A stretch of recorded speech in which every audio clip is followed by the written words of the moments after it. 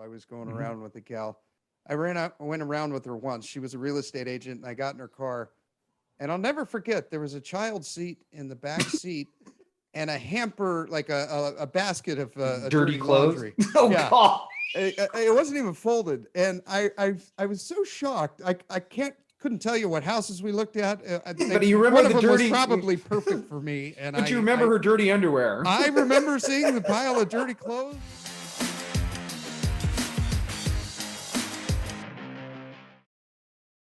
Welcome to In It to Win It. This is Stevie B. And Dan G. Dan G. So you just got back from Mexico. Yes, barely. Barely. Barely. By some rigging. Yes. We're going to have to talk a little bit in code right here because, or else if we say certain words on a certain topic, we risk getting banned. But you came down with the cerveza sickness. Yeah, that's the going phrase, right? The code. Yes. Yeah. Oh, okay. Completely safe saying that. Yeah. Yeah. Second round. I've had. Yeah. You got it. You got it once before, like a year ago. Oh yeah. The first time was miserable. I was like rigor mortis, on my bed with chills, like, Yeah. Yeah. Second time, not so bad. Cerveza number 2, not so bad. So the worst part about it was I received it on the first day of my vacation. Fun. Yeah. In a resort with screaming kids and families. Oh, good deal. Yeah. 30 minutes from civilization. I love being ill when you have nothing but screaming children around you. That's well, I mean, it wasn't that bad. It was just a resort. It was a family vacation. So there was just all families. It was just kind of had to do my due diligence for the family kind of thing. Yeah. So, it was pretty, it wasn't that bad. I was fine after a bit, but I kept pulling those positive tests and they didn't want to let me leave the resort. So I actually had to escape because I was trying to get a negative test because I was fine. Yeah. And they didn't want me to leave the resort, which I can understand the rules and everything. But I'm like, I'm not getting stuck in Mexico, not on my watch. I got to get out of here. Yes. So I'm not going to lie. I escaped, hopped in a taxi, took my cousin, used her room number and escaped out of the resort, traveled down 30 minutes to the city. And I was going around town trying to get tests. Stuffing Vaseline up your nose, hoping that helps. I did. I was stuffing Vaseline up there. I'm like, come on. Give me a negative. Negative. Damn it. Oh, craps. 3 times. Oh. 3 times. Yeah. Oh, maybe those exams are a little more accurate than we. They're. You know what? I have to attest. I think they're a little more accurate than I gave them credit for. So, very stressful. My last couple of days before, I was actually sweating because I was like, I am stuck in this place and I'm not going to be able to leave for 2 weeks and everybody's going to leave. Yeah. And I'm stuck with bad food and screaming kids. Yeah. Because they won't let you leave the country if you come out with a plus sign test for hangover, right? Right. If you have the plus with the cerveza dealio. Yeah. You're grounded. You're basically grounded. Yeah. You're not going in it. Yeah. Literally. So it has to be approved through the airline. So you need to send your test. Generally speaking, if you do pre-flight check-in, you can send it and then they approve it. So I'm a terrible person. I'm not going to lie. Yeah. Completely. I'm a super cerveza spreader. Yeah. Super sinner. Super sinner. You had an accomplice too. You had a guy that was really good with Photoshop. So yes, back in the States. Yeah. He's going to burn as well. Yeah, he's going to burn in hell as well. So yeah, I'm literally. I know probably like millions of people probably hate me right now, but oh well. You're like the emoji. Yeah, emoji. Whatever. So yeah, I actually, I'm not gonna lie. Yeah, I doctored it up. Good for you. Yeah. Well, I'm glad you got back because we're going to talk real estate. You've been going gangbusters on that, and it looks like kind of fun. I've been looking for the last several months, and it looks like I got something in the middle of escrow. Yes. and hopefully it closes. We got the inspection coming up. If everything looks good, it looks like it's going to be a green light.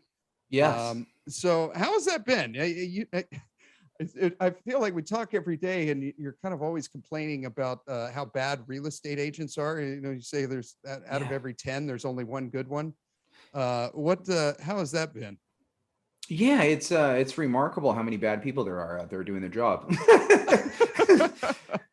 Yeah, but it's actually good for it. Well, for the most part, it's good for, let's say, someone like myself.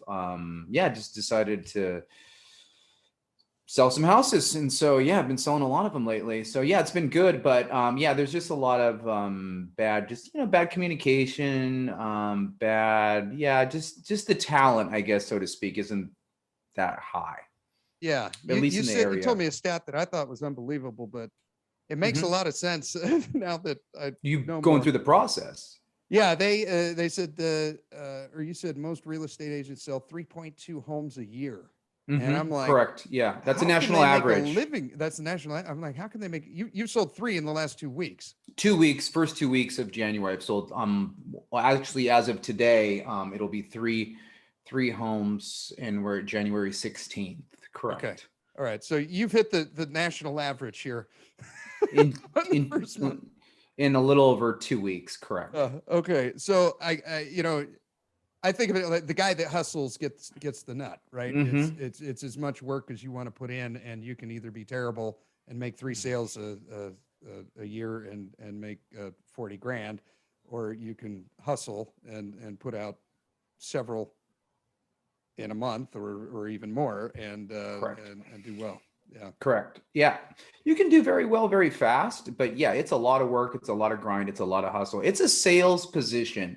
So Yeah. I think a lot of people who come into, let's say, the industry, from what I've seen in this kind of short period of time, they just have, oh, I can make money fast. It's a like fast money mentality, but they don't realize it's a higher end sales, position. Position. Yeah. Yeah.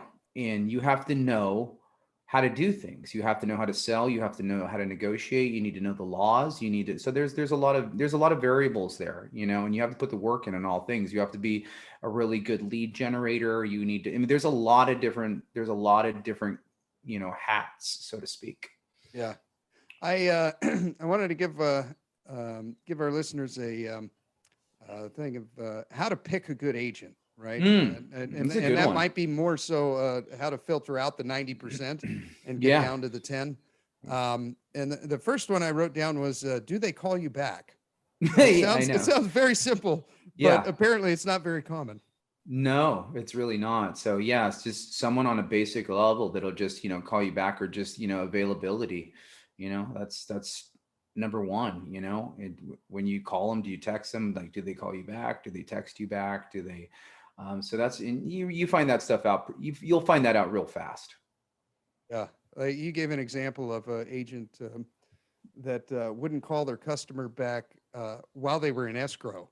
Yeah, And that I was thought, amazing. wow, that is completely unacceptable. But I got to believe, from the client's perspective, there should have been some red flags leading up to that point. You know what I mean? Like, if they Yeah. won't call you back when it's critical, you probably had a lot of missed text messages, and they don't work on the weekends or something. Yeah, it's just something. Leading Yeah. up to that should have clued them in. I imagine. Yeah, But that was, and I saw it firsthand. I'm like, wow, this person is in escrow, and he was fired from his position because of it.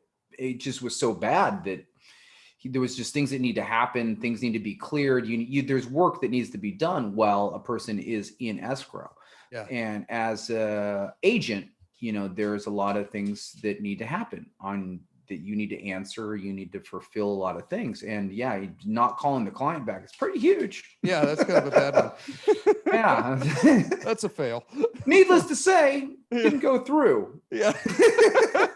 That agent's looking for another job. Yes. And they didn't get the house. Yeah. Shocking. Yeah. Yeah. I also wrote down, do they understand loans? Okay. So, make sure you have a basic level of understanding on the loans, because most people, they're borrowing a significant amount their net worth. Ask them some loan questions. Ask them FHA, conventional. Pick their brain. What do interest rates look like to you right now? Just see if they have some type of basic understanding of that. Something, yeah, and they don't Do they need to have a be an loan guy that expert. they could recommend? Right. Yeah. Yeah. As like an agent, you should have a team of people behind you. You know, you should have a couple termite people you could call. You should have a couple inspector places you should call. You should have a couple loan people that, you know, you could refer to, you know. But yeah, just a simple basic look, the real estate, let's say, agent, you know, doesn't need to be an expert in loans. He's not going to sit there and tell you when to buy down the loan or what the basis points, you know. We don't expect that, but you know, you do need to understand on some kind of level, like what's going on, at least, you know, a basic fact, like, hey, we're going into an inflationary period over this next year. More than likely, we're already there. Rates are probably going to go up. Like, they should know this kind of thing, right? Yeah. You know, on a very basic level. So yeah, just some kind of understanding, not being an expert, but just have some kind of understanding. Yeah. I also I'm reminded of a story. This was probably 10 years ago. I was going around with a gal. I went around with her once. She was a real estate agent, and I got in her car, and I'll never forget, there was a child seat in the back seat and a hamper, like a basket of dirty clothes. Laundry. God. It wasn't even folded, and I was so shocked. I couldn't tell you what houses we looked at. But you remember one of the them dirty, was probably perfect for me. And but you remember her dirty underwear. I remember seeing the pile of dirty clothes in the car seat, and the whole time I could think for the hour and a half this girl was driving me around is I'm like, why didn't she just throw it in the trunk? Like, and then I got to thinking, I was like, well, maybe she has so probably much full of crap more clothes in the trunk that it wouldn't fit in there. And I'm like, I just couldn't get over it. It's like, so Stephen, I wrote down unprofessional and appearance. Well, Steve, let me just clarify something. You know, all agents are supposed to carry dirty clothes in their back of their car. Okay, you're breaking the rule then. Yeah, I'm, you know, I don't carry dirty clothes in my car, and you know, I'm guilty of that.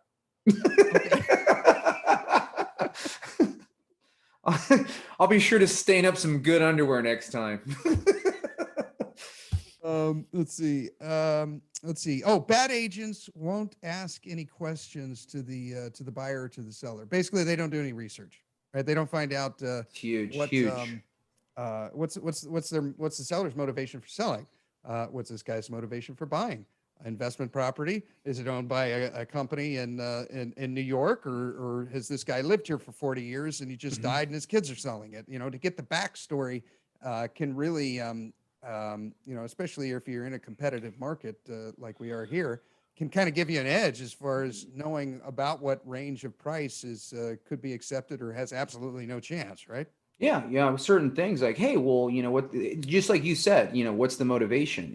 You know, and asking a lot of questions is going to get you, it's going to get you somewhere. It's going to help you put together a better offer, right? You know, the more questions you ask, the more, it's kind of like more bullets in the chamber. So, you know, the better off you can fire your gun. So, you know, example, hey, you know, maybe the person, you know, we had a situation where one seller, we found out he wasn't working. We found out he needed money. Well, so we turned that offer into cash. We made it a 10-day close as opposed to, like, you know, a 21 or 30-day close, right? So he's going to get his money. Like, that was the motivation for him. That worked. But by not asking, he was kind of, I don't know if a handicap disabled, but there was something happened. And that was part of the reason that he needed to sell, but he needed money. And again, it's just asking questions so you can put things together better. 2 weeks, what we call a rent back period, meaning giving the seller, you know, a couple of weeks, you know, after everything closes to basically get his stuff together, you know, because it, you know, depending on the situation, if it's a family or, you know, sometimes they need just a little extra time. It's like, would that help? Yes. In that case, it did help to give him a couple of weeks so he could, you know, basically clear out his house. So putting that in the offer, making it cash, whatever it is, finding the motivation to present a good offer, you know, and you're only going to do that by asking a lot of questions. Okay. What can a buyer or seller, a client, do that would be yes, how can you be a better a buyer or seller? You know, like you were telling me stories about how you get down right to the end, and they're like, can you take instead of taking 2%, can you take 1.5? And they basically just try to nickel and dime and end up blowing up the deal over. You know, you're buying $1 million house. What's 5 grand? You know. Yeah, I just dealt with that kind of situation. What we did is we presented an offer. Everything was everything that they wanted. It was actually $30,000 more than they were asking. Everybody was set. Got a verbal from the seller's agent or the listing agent.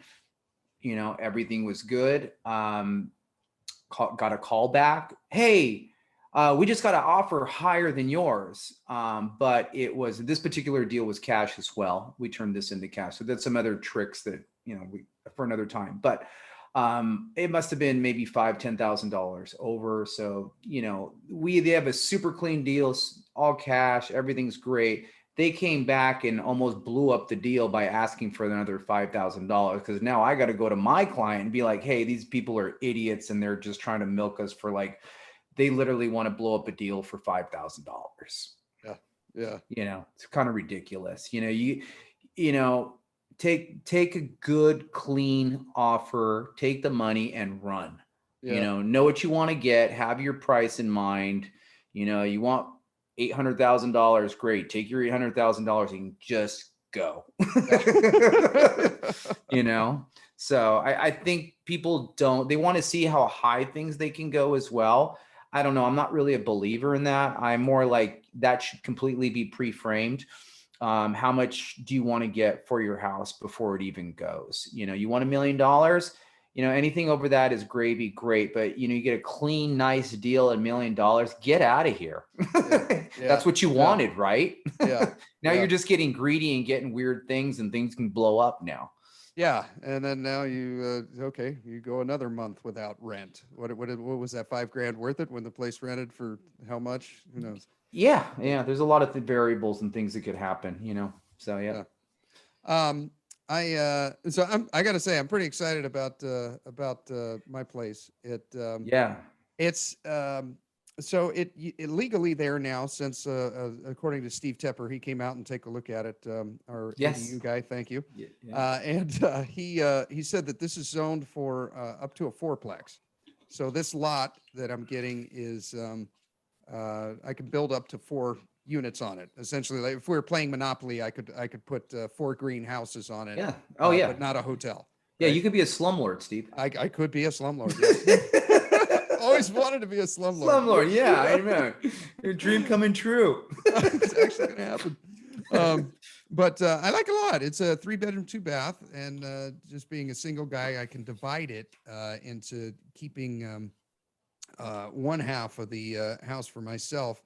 And literally, at least in the first stage of the division, I can just put a wall up in the hallway and separate that as create a duplex, and have the second half of the house, the 2-bedroom, 1-bath, I can turn into another little house. Put a little kitchenette in there, with some French doors. You got some pretty good decorating ideas as far as layout and what I should use. And I'm pretty excited about that. I think I don't think construction would take much longer than a couple of months. Yeah. And I can instantly get someone in there and either Airbnb or long-term rental it to offset some of the mortgage. Yeah. I think it's pretty cool. And the backyard's big enough to where I can, in the future, start building some other little units, apparently up to 4. Yeah, no, I mean, you have so many options with that property. It's great, which is hard to do in California, I'd say. In the area I live, all the houses are built in like the 1920s to the 1950s, and then they just kind of stopped. Yeah. And what this place is it was built in the 1920s, and in 2007 the guy bulldozed it and started all over, and so I'm getting in an area that's really an older area with older pipes, and there's only one electrical outlet in each room and it's tied to the switch on the wall. You know? Yeah. Now all of a sudden I have a 2008 house that has outlets everywhere and USB outlets and stuff, you know, everything's modernized, which is pretty cool. You know, no new roof and you know, I don't got to worry about No, roof you for got 20 you have years, no all that stuff. maintenance. Yeah, no maintenance for a while. So yeah. But yeah, I'm excited. That's gonna be a fun project. I've needed one of these for a while. But careful what you wish for. I wanted to share real quick something that I found that I think our viewers might find useful. So if you guys are listening via the podcast, if you go click on the link in the show notes, it'll take you over to YouTube, and we've got a lot of followers, thousands every month that listen to us on via podcast, and our YouTube channel isn't really getting the traffic that I had hoped for. So if you guys regular listeners, do us a favor, go over there, click subscribe and like, and that should kickstart the algorithm and get us going on the visual avenue. But anyways, I'll put this link in the show notes, and this basically, so we're looking at the United States of America here, and you can hover over areas and see what, generally speaking, what is a good time to buy, and generally speaking, what is not. And so, for example, we'll hover over one here in Illinois, Danville, Illinois. It tells you the value to earnings ratio, essentially. So like if you were buying a stock, this is for the housing market, right? So you look and you could see average earnings of a household here is $39,000, and the average price of a home in Danville, Illinois, is $76,000. So in 1.94 years, that average person could purchase the house. Then you can hover over your area, wherever you are. If you're up in Seattle or over in California or New York or Boston, and you can find out what the average price is here in LA. So as opposed to a 1.94 ratio, we have a 13.89. Oh, So, perfect. I right? can starve. Yeah, I can starve myself for 14 years, pretty much. Yeah. It's just eat your fireplace and slowly whittle away at your home. Suck on my shoe. Suck on my leather shoe. But what you can do basically is plug in what your income is, and what the property price is of the place that you're looking at, and you come up with your own value to earnings ratio, right? So if you're in LA, you may not be 61,000, and the place you may looking at may not be 851,000, but that's what it is for the average person in the average home. You plug in your numbers for that, and the closer you get to zero, the better, and the closer you get to 17 or 20, the worse. Right? Yeah. So anyhow, I'll throw that in the show notes. I liked it a lot. What's the website, Steve? It's called reventureconsulting.com. Yeah. So it'll be in the links, and you guys can just click on it there. And he's got a lot of other stuff. I watch his videos. He's got a bunch of interesting things. So you can tell like where people are moving in the country. So if if there's a mass exodus of New York, which there is, generally speaking, home prices should probably go down there because people are leaving and it's creating a lot of vacancies.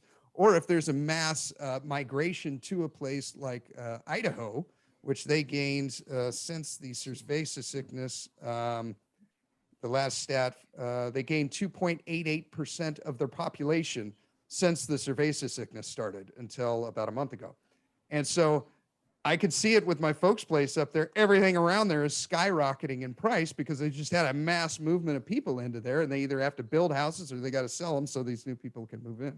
It's so it's a really interesting site. I like it a lot. I was nerding out on it before we got started here, but pretty cool. Cool. So, but anyhow, thank you for coming on, Daniel. It's good to get the band back together. Yes. Oh yeah, Yes. we're gonna do it again very, very soon. So things are kind of starting to cool down. Well, kind of cool down a little bit. We'll see how it goes. So But I think you're just getting a little more experience, getting your feet wet, and you're kind of getting more efficient. Oh yeah. That's exactly what it is. Efficiency. Yes. Yeah. Good for you, man. I hope you kill it this year. Oh yeah. We're well on our way. Good. So. Good. All righty, man. Well, you have a good rest of the day, and thank you for watching.